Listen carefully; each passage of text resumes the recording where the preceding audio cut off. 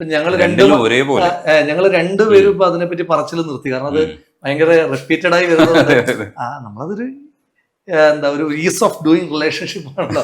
ഒരു ബന്ധം ഇങ്ങനെ വളരെ നന്നായി പോയിക്കൊണ്ടിരിക്കുന്നു. അത് അങ്ങനെ പോകുന്നവരുണ്ട്. ഇപ്പൊ വിഷ്ണുവായിട്ട് ഞാൻ പറഞ്ഞല്ലോ, ഇപ്പോൾ നമ്മൾ ചെറുതിലെ തൊട്ട് കാണുന്ന ഒരാളാണ്. പിന്നെ ഒരുപാട് സുഹൃത്തുക്കൾ. ഇപ്പം ബലറാമേട്ടൻ വളരെ അടുത്ത സുഹൃത്താണ്. ഇപ്പൊ ഹൈബിച്ചേട്ടൻ വളരെ അടുത്ത സുഹൃത്താണ്. പറയാൻ പോയി കഴിഞ്ഞാൽ ആരുടെയൊക്കെ പേര് റോജിയേട്ടൻ, അങ്ങനെ വേണ്ട എല്ലാ യങ്സ്റ്റേഴ്സ് ആയിട്ടുള്ള എല്ലാ ആളുകളുമായിട്ടും വളരെ അടുത്ത ബന്ധമുണ്ട്. അതേസമയത്ത് തന്നെ സീനിയേഴ്സ് ആയിട്ടുള്ള ആളുകളോട് അവരെ നമ്മളിങ്ങനെ എപ്പോഴും ഇങ്ങനെ ഒബ്സർവ് ചെയ്യും, അവരെ കേൾക്കാൻ ഇഷ്ടപ്പെടുകയാണ്, അവരോട് യാത്ര ചെയ്യും, അവരിൽ നിന്ന് പഠിക്കാൻ ശ്രമിക്കുകയാണ്. സൗഹൃദങ്ങൾക്കൊരു വലിയ വിലയുണ്ട്. ഇപ്പം മമ്മൂക്കയെ പറ്റി ചോദിച്ചപ്പോൾ മമ്മൂക്കയോട് എന്താ പറയുക, ഇപ്പം എനിക്കങ്ങനെ അതിഭീകരമായ ബന്ധമുണ്ടെന്നല്ല, എല്ലാവർക്കും ഉള്ളതുപോലെ ഒരു ബന്ധം, അദ്ദേഹത്തെ അറിയുന്ന എല്ലാവർക്കും ഉള്ളതുപോലെ ഒരു ബന്ധം എനിക്കുണ്ട്. അപ്പം എനിക്ക് മമ്മൂക്ക എന്ന് പറയുന്ന ആൾ, ഇപ്പം ഞാനങ്ങനെ ഏതെങ്കിലും ഒരു നടന്റെ ആരാധകനല്ല, സിനിമകളുടെ നടന്റെയോ നടിയുടെയോ ആരാധകനല്ല, സിനിമകളുടെ ആരാധകനാണ്. നല്ല സിനിമ ആ രീതിയിൽ എനിക്കിഷ്ടമാണ്. ഞാൻ അവരെ വിളിക്കും, അഭിനന്ദിക്കും. സിനിമ ഇഷ്ടമായില്ലെങ്കിൽ വിടും. നമുക്ക് ഇഷ്ടമായില്ല എന്ന് പറഞ്ഞ് അതിനെ, ഇപ്പം നമുക്കാണല്ലോ ഇഷ്ടമാകാത്തത്, വേറൊരാൾക്ക് ഇഷ്ടമാകും. അപ്പം അതുകൊണ്ട് നമ്മൾ അതിനെപ്പറ്റി അങ്ങനെ പറയൽ വളരെ കുറവാണ്. അപ്പം അങ്ങനെ നമുക്ക് അങ്ങനെയുള്ളൊരു ഇതുണ്ടായിരുന്നുള്ളൂ. നമുക്ക് ഇഷ്ടമുള്ള ഒരുപാട് നല്ല കഥാപാത്രങ്ങൾ അല്ലേ, ഒരുപാട് നമുക്ക് മനസ്സിലേക്ക് വരുന്ന ഒരുപാട് നല്ല കഥാപാത്രങ്ങൾ, ഒരു ഭയങ്കര വൈവിധ്യമുള്ള ഒരുപാട് കഥാപാത്രങ്ങളെ നമുക്ക് തന്നൊരു മനുഷ്യൻ. അപ്പം എനിക്ക് മമ്മൂക്ക കാണണം എന്നൊരു ഇൻട്രസ്റ്റ് ഉണ്ടായിരുന്നു. ചിലരെയൊക്കെ നമ്മൾ കാണുന്നതാണല്ലോ, സ്വാഭാവികമായി കാണുന്നതാണ്. അപ്പം അതിൻ്റെ ഭാഗമായിട്ട് ഞാനിങ്ങനെ ആൻഡോ ജോസഫിനോട് പറഞ്ഞു, എനിക്കിങ്ങനെ മമ്മൂക്ക ഒന്ന് കാണണം പറഞ്ഞു, കാണാമെന്ന് പറഞ്ഞു. അപ്പം ഞാനത് പറഞ്ഞു, അത് എൻ്റെ ഒരു ആഗ്രഹം അവിടെ പ്ലേസ് ചെയ്ത് വിട്ടു. പിന്നെ ഒരു ദിവസം ആൻഡോ ചേട്ടൻ തന്നെ, ഞാൻ എറണാകുളത്തുണ്ടെന്ന് മനസ്സിലാക്കിയിട്ട് എന്നോട് ചോദിച്ചു, എവിടെയുണ്ട് എന്ന് ചോദിച്ചു. ഞാൻ പറഞ്ഞു, ഞാൻ എറണാകുളത്തുണ്ട്. അപ്പോൾ എനിക്ക് തൃക്കാക്കര ഇലക്ഷൻ ആയിട്ട് നടക്കാം. അപ്പോൾ പറഞ്ഞു, എന്നാൽ മമ്മൂക്ക വീട്ടിലുണ്ട്, മമ്മൂക്കയെ കാണാമെന്ന് പറഞ്ഞു. അപ്പോൾ ഒരു മിനിറ്റിൽ മമ്മൂക്കയെ കാണുക, ഒരു പടം എടുക്കുക. അത് ഇപ്പം മമ്മൂക്കയൊക്കെ ഇപ്പോൾ ഒരു ചിത്രം എന്ന് പറഞ്ഞാൽ നമ്മുടെ ഒരു ജീവിതത്തിൽ ഒരു ചരിത്രത്തിന്റെ ഭാഗമായിരുന്നു. അപ്പൊ അതെടുക്കുക എന്നെല്ലാം അവസാനിപ്പിച്ച സാധനമാണ്. അപ്പൊ പോകുമ്പം ഞാനുണ്ട്, ഷാഫിക്കുണ്ട്, വിഷ്ണുട്ടനുണ്ട്. ആദ്യം കാണുന്നത് ലൊക്കേഷനിൽ പോകും, കാരവനിൽ വെച്ചിട്ടാണ് കാണുന്നത്. അപ്പൊ ഞാൻ പിന്നെ മമ്മൂക്കയുടെ എന്നൊരു ചോദിച്ചു, പിന്നെ ഞാൻ രാഹുൽ എന്ന് പറഞ്ഞു. നമ്മളെ അറിയില്ലല്ലോ, അപ്പൊ അങ്ങനെയാണ് പറയുന്നത്. മമ്മൂക്കയ്ക്ക് എന്നെ അറിയുന്ന കാര്യമില്ല. അപ്പൊ പറഞ്ഞു, കൂട്ടത്തിലാണോ ഒറ്റയ്ക്കാണോ എന്ന് ചോദിച്ചു. അപ്പൊ അങ്ങനെ അപ്പൊ മനസ്സിലായി ഇങ്ങനെ കാണലുണ്ട്. അപ്പൊ ഇങ്ങനെ സംസാരിച്ചപ്പോ പറഞ്ഞു, ഞാൻ ഇപ്പൊ കുറച്ച് തിരക്കാണ്. നമ്മൾ വിചാരിച്ചു നമ്മൾ ഒഴിവാക്കുകയാണല്ലോ, കാരണം പുള്ളി തിരക്കാണല്ലോ, സത്യമാണല്ലോ. അപ്പൊ ഒരു ഫോട്ടോ എടുക്കട്ടെ ചോദിച്ചപ്പോൾ ഞാനിങ്ങനെ വേഷത്തിൽ, അപ്പൊ പുള്ളിക്ക് ഇങ്ങനെ പരിക്കൊക്കെ ഉള്ളൊരു വേഷത്തിലാണ്, പിന്നെ എടുക്കാം എന്ന് പറഞ്ഞു. അപ്പൊ നമ്മൾ പിന്നെ വിട്ടു, പിന്നെ നടക്കില്ല. പിന്നെ വൈകുന്നേരം വീണ്ടും വിളിച്ചിട്ട് പറഞ്ഞു, വീട്ടിൽ കാണാൻ. അപ്പൊ നമ്മൾ അവസാനിച്ചു, മുഖ്യമായിട്ടുള്ള മീറ്റിംഗ് അവസാനിച്ചു എന്ന് പറയുന്നിടത്താണ് പിന്നെ വീട്ടിൽ പോകുന്നു. അപ്പൊ അവിടെ പോകുമ്പോഴും നമ്മൾ വിചാരിക്കുന്ന ഈ ഫോട്ടോ എടുപ്പിന്റെ ഒരു കടം വീട്ടിൽ അവസാനിപ്പിക്കുമെന്ന് ചോദിച്ചു.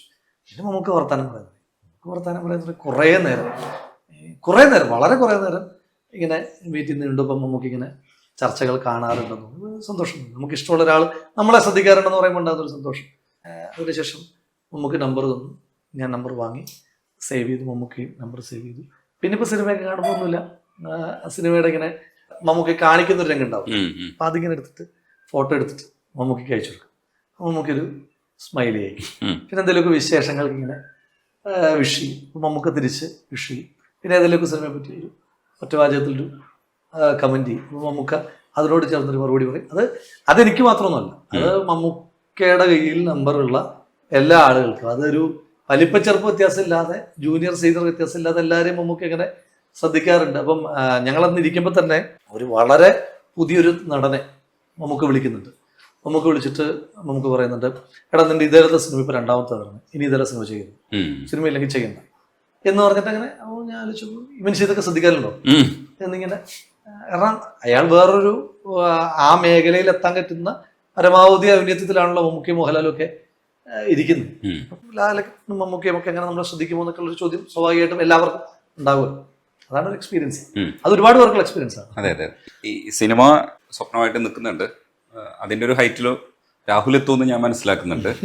രാഷ്ട്രീയത്തിലെ ഹൈറ്റ് ഇപ്പോ പലപ്പോഴും ട്രോളാറുണ്ട്. പല ട്രോളുകളെ കുറിച്ചും ഞാൻ സംസാരിക്കാതെ വിട്ടത്, ട്രോളുകൾ ഓൾറെഡി തന്നെ കിടപ്പുണ്ട്, ഇനിയിപ്പം നമ്മളായിട്ട് അതിനെ പറ്റിയിട്ട് സംസാരിക്കേണ്ടതെന്ന് വിചാരിച്ചിട്ടാണ്.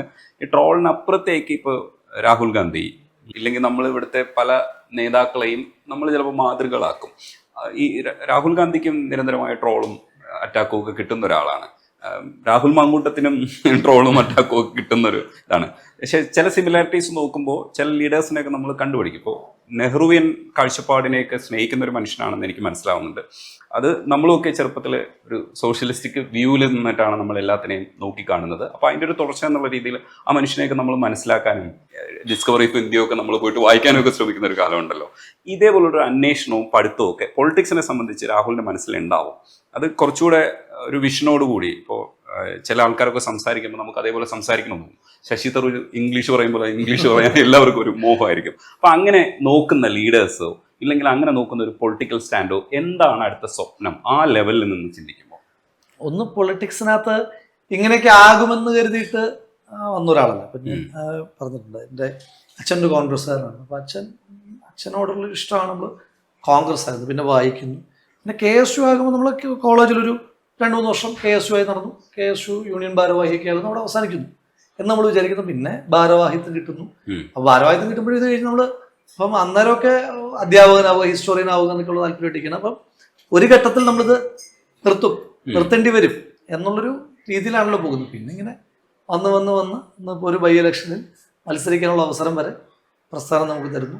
ജനങ്ങൾ, പാലക്കാട്ടെ പ്രിയപ്പെട്ടവർ, പാലക്കാട്ടെ ആളുകളോട് എത്ര നന്ദി പറഞ്ഞാലും ഒരു മനുഷ്യായുസുകൊണ്ട് പ്രവർത്തിച്ചാലും മതിയാകാത്തത്ര നന്ദി എനിക്ക് അവരോടുണ്ട്. കാരണം ഞാൻ ചെല്ലുമ്പോൾ ആ തെരഞ്ഞെടുപ്പിൻ്റെ ഒരു പ്രത്യേകത എന്ന് പറഞ്ഞാൽ ഇത്രയേറെ വ്യക്തിപരമായി ഒരു സ്ഥാനാർത്ഥി, ഒരു മുന്നണി ആക്രമിക്കപ്പെട്ടിട്ടുള്ള, വ്യക്തിപരമാണ് മുന്നണിയും സ്ഥാനാർത്ഥിയും നേരിട്ട് ആക്രമിക്കപ്പെടുന്നൊരു സമയത്ത് ഒരു മൊമെന്റിൽ പോലും ആ മുന്നണിയോ ആ സ്ഥാനാർത്ഥിയോ സംശയിക്കാം. അവൻ തുടക്കക്കാരനാണല്ലോ, അതിൻ്റെ ഒരു പരിഗണനയും ഈ ആക്രമിച്ച ഒരാൾ എനിക്ക് തന്നിട്ടില്ല. വേണ്ട, സാരമില്ല. അപ്പം അതൊന്നും പരിഗണിക്കാതെ പാലക്കാട് ആളുകൾ, അവിടുത്തെ ആളുകൾ ഇപ്പോഴും തന്നുകൊണ്ടിരിക്കുന്ന സ്നേഹമുണ്ട്. ഇപ്പോഴും തന്നുകൊണ്ടിരിക്കുന്ന സ്നേഹമുണ്ട്. ഞാൻ ശരിക്കും പറഞ്ഞാൽ പാലക്കാടിൻ്റെ ജനപ്രതിനിധി എന്ന നിലയിൽ ഭയങ്കരമായി ആസ്വദിക്കുകയാണ്. അവർ തരുന്നൊരു സ്നേഹം പറഞ്ഞാൽ അവസാനിക്കണം. അപ്പോൾ അതുകൊണ്ട് അതുവരെയൊക്കെ എത്തിയതിന് വലിയ കാര്യമായിട്ടാണ് ഞാൻ ഏറ്റവും അധികം വായിക്കുക ആത്മകഥകളും ചരിത്ര പുസ്തകങ്ങളുമാണ് ഏറ്റവും കൂടുതൽ വായിക്കുക. അല്ലാതുള്ള വായന ഈ പറയുന്ന പോലെയാണ്, സെലക്റ്റീവാണ്. ആത്മകഥകൾ ഒരുവിധം എല്ലാ ആത്മകഥകളും വായിക്കാൻ ശ്രമിക്കാറുണ്ട്. അത് റെസ്പെക്റ്റീവ് ഓഫ് പൊളിറ്റിക്സ് വായിക്കാറുണ്ട്. അപ്പം അതൊക്കെ നമുക്ക് ഈ ആത്മകഥകൾ ഒരു വലിയ പാടാണ്. അപ്പോൾ അവരൊക്കെ കടന്നുപോയിട്ടുള്ള ജീവിതം നമുക്ക് ഭയങ്കരമായിട്ട് അനുഭവമാണ്. ശ്രീമതി ഗൗരിയമ്മ ഭയങ്കര ക്ലാസിക് ആത്മകഥയാണ് ഉള്ളത്. എനിക്ക് ഏറ്റവും ഇഷ്ടമുള്ള ആത്മകഥകളിലൊന്ന് ഒരു ജന്മം, MB രാഘവൻ്റെ ആത്മകഥ ഭയങ്കര മനോഹരമാണ്. അതിമനോഹരമായ ആത്മകഥകളിലൊന്നാണ് MB രാഘവൻ്റെ ആത്മകഥ. അപ്പോൾ അവരുടെയൊക്കെ ഓരോരോ കാര്യങ്ങൾ നമ്മളിങ്ങനെ അത് അനുകരിക്കലോ പകർത്തലോ നമ്മളവിടെ കഴിയുന്ന കാര്യമല്ല. നമ്മളെങ്കിലും അതിൻ്റെ ഒരു ചെറിയൊരു ഭാഷയിലും എടുക്കാൻ ശ്രമിക്കാറുണ്ട്. പുതിയ കാലഘട്ടത്തിൽ നമ്മളൊക്കെ ഏറ്റവും അധികം മാതൃകയാക്കാൻ ആഗ്രഹിക്കുന്നു ഉമ്മൻചാണ്ടി സാറിന്, ഏറ്റവും അധികം മാതൃകയാക്കാൻ ആഗ്രഹിക്കുന്നു. കാരണം ഒരു ജനപ്രതിനിധി എന്നല്ല ഒരാളും പൂർണ്ണനൊന്നും അല്ലെങ്കിലും പൂർണ്ണതയിലെ ഏകദേശമെങ്കിലും അടുത്തെത്തിയ ഒരാൾ ഉമ്മൻചാണ്ടി സാറാണ്. അപ്പോൾ ഉമ്മൻചാണ്ടി സാറിനെ നമുക്ക് പല പെർസ്പെക്റ്റീവിൽ സംസാരിക്കാൻ പറ്റും. അപ്പം കുറേയേറെ മനുഷ്യന്മാർക്ക് ഉമ്മൻചാണ്ടി സാറ് കാരുണ്യവും കരുതലും ഒക്കെയാണ്, കുറേയേറെ മനുഷ്യന്മാർക്ക്. ഇപ്പം ഉമ്മൻചാണ്ടി സാറ് മരണപ്പെട്ടിട്ട് അദ്ദേഹത്തിൻ്റെ അവസാന യാത്ര, വിലാപയാത്ര തിരുവനന്തപുരത്ത് ആ വാഹനത്തിനകത്ത് കയറുക എന്ന് പറയുന്ന ചരിത്ര നിമിഷത്തിന്റെ ഭാഗമാകാൻ കഴിഞ്ഞിട്ടാണ്. ഒരു ചരിത്ര നിമിഷമായിട്ട് തന്നെയാണ് കണക്കുന്നത്. കാരണം രാഷ്ട്രീയ വിദ്യാർത്ഥിക്ക് ഒരു വലിയ ഒരു അധ്യയന യാത്രയാണ്. ആ യാത്രയിൽ തിരുവനന്തപുരത്തു നിന്ന് കോട്ടയം വരെ എത്താൻ ഏതാണ്ട് 1.5 ദിവസം എടുക്കേണ്ടി വരിക. തിരുവനന്തപുരത്ത് തൊട്ട് കോട്ടയം വരെ എത്താൻ എത്ര സമയം വേണമെന്ന് അറിയാമല്ലോ. ആ 1.5 ദിവസം കൊണ്ട് എത്തേണ്ടി വരിക എന്ന് പറഞ്ഞാൽ ഇപ്പം എനിക്ക് ഭയങ്കര കൗതുകം തോന്നിയതേ. അപ്പം ഈ വാഹനം എങ്ങും നിർത്തിയിട്ടില്ല. തിരുവനന്തപുരത്ത് നിന്ന് സ്റ്റാർട്ട് ചെയ്തു, കോട്ടയത്താണ് നിർത്തുന്നത്. ഈ വന്നു നിൽക്കുന്ന ആളുകൾക്കൊക്കെ അറിയാം, വണ്ടി നിർത്തി കാണലോ അന്ത്യോപചാരം അർപ്പിക്കലോ ഒന്നും ഇല്ലാന്നറിയാം. രാത്രി 2 മണിക്ക് ഒക്കെ ഇതുവഴിയൊക്കെ പാസ് ചെയ്യുമ്പോൾ മഴയുണ്ട്. മഴയത്ത് ഇവർക്കൊന്നുമേ കാണാൻ കഴിയില്ല. ഈ കാത്തു നിൽക്കുന്ന ആളുകൾക്ക് ഒന്നും കാണാൻ കഴിയില്ല. അകത്ത് നമുക്ക് സങ്കല്പിക്കാം ഉമ്മൻചാണ്ടി സാറിൻ്റെ, കാരണം മഴയാണല്ലോ, ഉമ്മൻചാണ്ടി സാറിൻ്റെ വിലാപയാത്രയാണ് പോകുന്നതെന്ന് നമുക്ക് സങ്കല്പിക്കാൻ മാത്രം കഴിയുമ്പോഴും കുട്ടികൾ, പ്രായമായ മനുഷ്യന്മാർ, ചെറുപ്പക്കാർ, എല്ലാ കാറ്റഗറിയിലെയും ആളുകൾ, ഇറസ്പെക്റ്റീവ് ഓഫ് പൊളിറ്റിക്സ് വരെ ആളുകൾ വന്ന് വഴിയിൽ നിൽക്കുകയാണ്. അത് ഒരു വലിയ പാഠമാണ്. അത് ആ മനുഷ്യൻ അദ്ദേഹത്തിൻ്റെ ജീവിതം കൊണ്ട് പലരുടെ ജീവിതത്തിൽ ഒരു ഒപ്പിലൂടെയെങ്കിലും സ്പർശിച്ചതിൽ ഉദാഹരണമായിട്ടാണ് ആളുകളോട്. അദ്ദേഹത്തിന് ഒരുപാട് തീരുമാനങ്ങളുണ്ടല്ലോ, അതിൻ്റെ ബെനിഫിഷ്യറീസ് ആയിട്ടുള്ള ഒരുപാട് ആളുകൾ. അപ്പം അന്ന് വന്നിട്ടുള്ള എത്രയോ അനുഭവങ്ങൾ. ഇപ്പോൾ കോക്ലിയർ ഇംപ്ലാന്റേഷൻ സർജറിക്ക് സർക്കാർ പണം ശ്രുതി തരംഗം പദ്ധതി ഉണ്ടാകുന്നതിൻ്റെ കാരണം കണ്ണൂരിലൊരു കമ്മ്യൂണിസ്റ്റ് പശ്ചാത്തലമുള്ള ഒരു അമ്മ, ആ അമ്മ വിധവയായ ആ അമ്മയുടെ ഏക മകന്റെ ആരോഗ്യ പ്രശ്നത്തിന് ഒരു പരിഹാരമായി പുതുപ്പള്ളി MLA മാത്രമായ ശ്രീ ഉമ്മൻചാണ്ടി, അന്ന് കേരളത്തിലെ പ്രതിപക്ഷ നേതാവ് കൂടിയാണ്, പ്രതിപക്ഷ നേതാവിനെ വിളിച്ചൊരു ഫോൺ കോളാണ് പിന്നീട് ഭരണാധികാരിയാകുമ്പോൾ കോക്ലിയർ ഇംപ്ലാന്റേഷൻ സർജറി ആയിട്ടൊരു സർക്കാർ രൂപാന്തരപ്പെടുന്നത്. ഇതടക്കമുള്ള അനുഭവങ്ങളുടെ ഭാഗമായ മനുഷ്യന്മാരാണ് ഈ വന്നിരിക്കുന്നത്. എക്സ്പീരിയൻസ്. രാഹുൽ ഗാന്ധിയെ പറ്റി ചോദിച്ചാൽ, രാഹുൽ ഗാന്ധിയുടെ ഏറ്റവും വലിയ പ്രത്യേകതയായിട്ട് ഞാൻ കണക്കാക്കുന്നത്, പലപ്പോഴും ആളുകൾ അയാളെ വിമർശിക്കുന്ന അയാൾ ഇൻകൺസിസ്റ്റന്റ് ആണ്. അയാൾ കൺസിസ്റ്റന്റ് ആണ്. ഇപ്പൊ നമ്മൾ രാഹുൽ ഗാന്ധിയെ പിന്നെയും പറയുന്നുണ്ടല്ലോ, രാഹുൽ ഗാന്ധി ശരിയാണ്, രാഹുൽ ഗാന്ധി മാറി എന്നൊക്കെ പറയാറുണ്ട്. സത്യത്തിൽ രാഹുൽ ഗാന്ധി അല്ല മാറിയത്. നമ്മൾ രാഹുൽ ഗാന്ധിയെ കാണുന്നത് പെർസ്പെക്റ്റീവിൽ, ഔട്ട്ലുക്കിൽ നമുക്ക് മാറ്റം വന്നാണ്. അയാൾ ഡേ 1 തൊട്ട് പറയുന്ന ഒരേ കാര്യമാണ്. ചിലപ്പോൾ അതിനോട് നമുക്ക് എല്ലാത്തിനും യോജിപ്പുണ്ടായിരിക്കില്ല. ഇപ്പം എന്താ പറയുക, ഇപ്പം അംബാനിയുടെ മകന്റെ വിവാഹത്തിന് പങ്കെടുക്കാതെ അയാൾ അവിടെ ദാബയിൽ പോയിരിക്കുന്നു. ഭയങ്കരമായ വിമർശനമുണ്ട്, എന്തിനാണ് അങ്ങനെ ചെയ്യുന്നത് എന്ന് ചോദിക്കും. അയാൾക്ക് അയാളുടെ ഭാഗത്ത് റൈറ്റ് ഉണ്ട്. അയാൾ എതിർത്തുകൊണ്ടിരിക്കുന്ന ക്രോണി ക്യാപിറ്റലിസത്തിന്റെ ഭാഗമാകാൻ അയാൾ ആഗ്രഹിക്കുന്നില്ല. അത് അയാൾക്ക് നിലപാടെടുത്തൂടെ? ഇപ്പം ബാക്കിയുള്ളവരെന്താ ചെയ്യുക? ബാക്കിയുള്ളവർ ചെയ്യുക, അംബാനി എതിർക്കുന്നു, എന്നിട്ട് അംബാനിയുടെ മകന്റെ കല്യാണത്തിന് പങ്കെടുക്കുന്നു. രാഷ്ട്രീയമായാലും അങ്ങനെയൊക്കെ ആകാമെന്നുള്ളൊരു നിർവചനവും, നമ്മൾ രാഷ്ട്രീയക്കാരായാലും ഇങ്ങനെ ആകണം എന്നൊരു കൺവെൻഷൻ കൂടെ പറയും. ആരെ കൺവെൻഷൻസ് വെക്കുന്നുള്ള പ്രശ്നം അയാൾക്ക് അതിനോട് താല്പര്യമില്ല. ഇപ്പൊ അംബാനി അദാനി മിണ്ടാതിരുന്നാൽ കോടികൾ കോൺഗ്രസിന്റെ തെരഞ്ഞെടുപ്പ് അക്കൗണ്ടിലെത്തും. മിണ്ടാതിരുന്നാൽ മതി. അംബാനിക്കും എതിരായി അദാനിക്കും എതിരായിട്ട് ഒരു വാക്ക് മിണ്ടാതിരുന്നാൽ കോടാനുകോടി എത്തുമ്പം വലിയ സാമ്പത്തിക പ്രതിസന്ധി നേരിടുന്ന ഒരു പാർട്ടി, ആ പാർട്ടിയുടെ ഫേസായ നേതാവ് കൺസിസ്റ്റന്റ് ആയി അയാൾ തിരിച്ചറിയുകയാണ് ക്രോണിക് ക്യാപിറ്റലിസമാണ് റൈറ്റ് വിങ് പൊളിറ്റിക്സിന്റെ ഏറ്റവും ബേസ്, ഫണ്ടമെന്റൽ, ഫാഷിസത്തിന്റെ ഫണ്ടമെന്റൽ അതാണെന്ന് പറഞ്ഞിട്ട് അറ്റാക്ക് ചെയ്യുകയാണ്. അതിൽ കൺസിസ്റ്റന്റ് ആണ് അയാൾ എടുത്ത എല്ലാ നിലപാടുകളും. അപ്പൊ അയാൾക്ക് അയാളുടെ സെക്യുലറിസം അൺക്വസ്റ്റ്യനബിൾ, ചോദ്യം ചെയ്യാൻ പറ്റാത്ത മതേതര നിലപാട്. അത് നെഹ്റുവിന്റെ ഡിക്റ്റോയാണ്. നെഹ്റു ഒരു തീരുമാനം എടുക്കുമ്പോഴും അയാൾക്ക്, നെഹ്റുവിനെ നമ്മൾ വായിക്കുമ്പോൾ നെഹ്റു അദ്ദേഹത്തിന് ഒരു തീരുമാനത്തിലും അദ്ദേഹത്തിന്റെ മതേതര സെക്കുലർ ക്രെഡൻഷ്യൽ അദ്ദേഹത്തിന് തന്നെ സംശയമില്ല.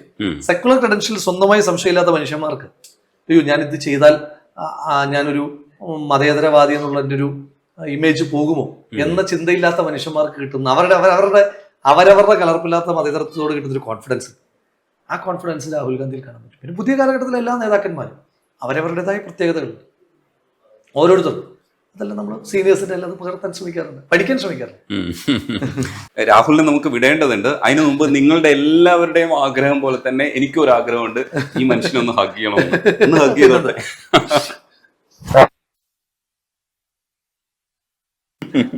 അടിപൊളി. രാഹുലിന്റെ കൂടെ നിൽക്കുമ്പോ ഞാൻ ആസ്വദിക്കുന്നുണ്ടായിരുന്നു. രാഹുൽ പോകുന്ന വഴിക്കൊക്കെ ഞാനും വന്നതാണ്. കവിതയിൽ പോകുമ്പോൾ കവിതയിൽ വന്നതാണ്.